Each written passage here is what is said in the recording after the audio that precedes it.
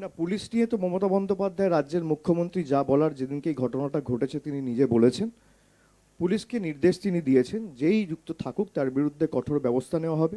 গোষ্ঠীদ্বন্দ্ব নিয়ে যে প্রশ্ন আপনারা তুলছেন, একটা রাজনৈতিক দল যখন বড় হয় তখন এই জিনিসগুলো স্বাভাবিক। গোষ্ঠীদ্বন্দ্ব কি বিজেপিতে নেই? গোষ্ঠীদ্বন্দ্ব কি সিপিএম যখন ক্ষমতায় ছিল তখন ছিল না? গোষ্ঠীদ্বন্দ্ব সব জায়গায় থাকে। একটা বাড়িতে, একটা পরিবারে যদি ছজন থাকে, ছজনের মধ্যে চারজনের ঝগড়া থাকে।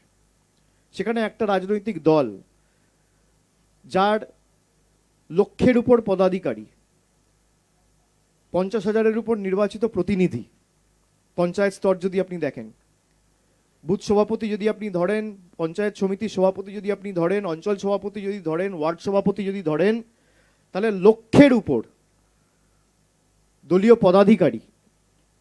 তো এত বড় পরিবার, সেখানে দু চারজনের মধ্যে মনোমালিন্য, মতভেদ থাকতেই পারে।